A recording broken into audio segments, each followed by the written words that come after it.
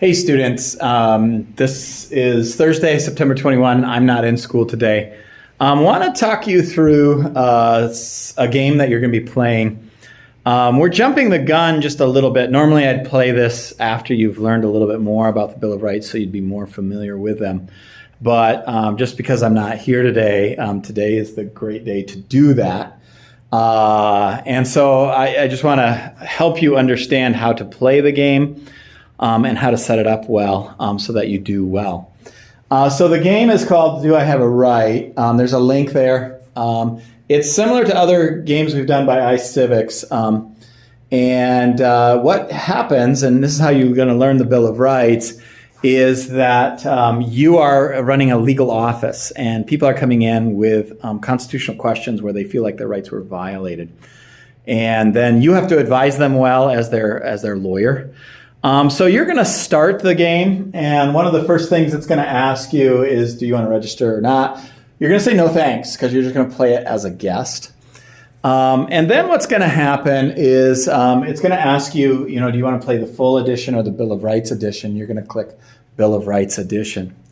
Okay, and then after that, you are going to give yourself an avatar here and name yourself. I gave myself a nice snooty lawyer name. First initial, second, middle name is my full name. So S. Paul Wida. You can do something like that or something fun as long as it's appropriate. But then also they're going to give you an attorney. And this is where you start to see what we learned about the Constitution and the Bill of Rights. So I have freedom of expression, which is freedom of speech. And it's George Sayet, okay?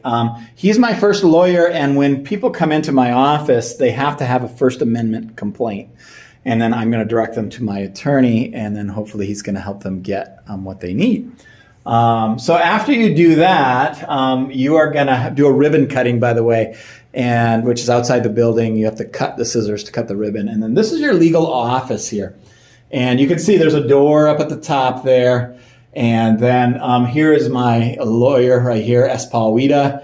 And then there you can see George Sayet, my attorney. And you can see the amendment that he's a specialist in, which is the First Amendment, freedom of speech or expression.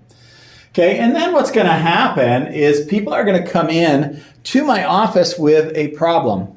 And I have to advise them as an attorney. Sorry about that. And they're going to tell me a complaint. And it's either going to be a legitimate complaint, like, yes, that is a constitutional issue and your rights were violated. And then if that's true, I also have to say, yes, and I can solve your problem. And so I'm going to lead you over here to my attorney, who's going to be a First Amendment attorney. Okay. Meanwhile, so I'm going to meet him at the door. If I don't meet him at the door, they're going to walk over and sit on this couch. Okay, and so here's the first person that comes in. Her name is Chloe Brown. She says, I was arrested for sending a letter to the president saying I hope he doesn't get reelected. Do I have a right to criticize the president? Obviously, this is a great example of political speech. And yes, she has that right. And so I would click, do you have a right? Yes. There's another menu then that says, what can I do about it? And then I would lead her to the First Amendment attorney I have, George Sayet, and he's going to advise her. And at some point, I'm going to click, and then she is going to go off and have her trial heard. Okay, and so yeah, this is up here. But I then lead her down here, and then they meet together. When they're done, there's a little check on top of their head, and then I click, and then they go off to court. If I advise her well, she is going to win the case, and I'm going to get what are called prestige points. Okay, my law firm is now more prestigious because I'm winning cases. Okay, so that's what's going to happen.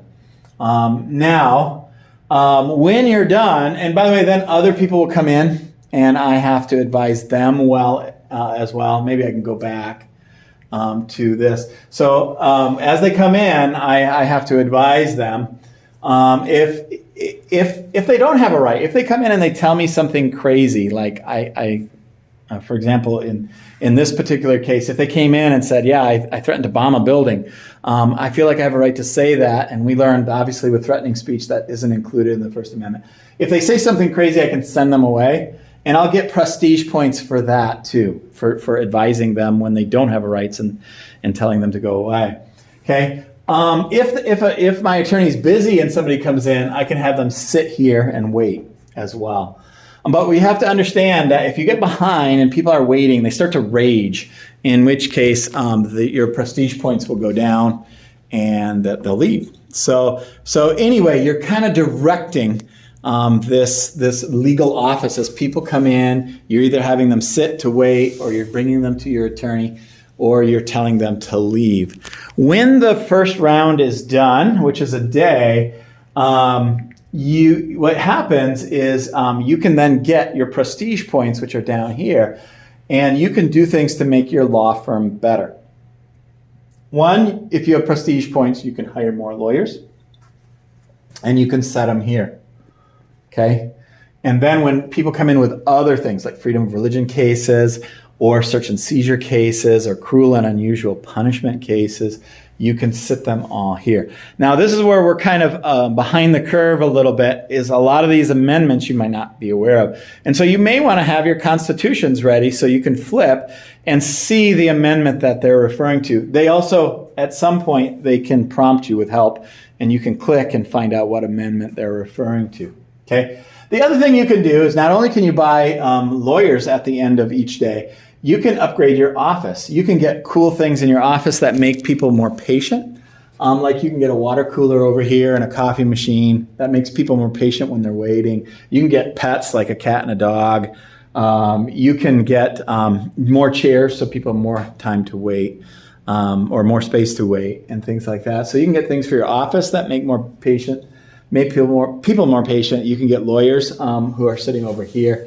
Or you can advertise, which brings in more people. So all of those things are things that you can do as you're playing this game, okay? And in the end, you're going to go turn by turn. It's going to take you about a half an hour, maybe even 35 minutes. But when you're done, you want to accumulate a lot of points. Potentially, you should get, if you're really pretty good, you should get about 4,000 points by the end of the game. And that's what you want to do. And then at the end, I want you to take a screenshot of it and paste it in the document that I've provided in the assignment.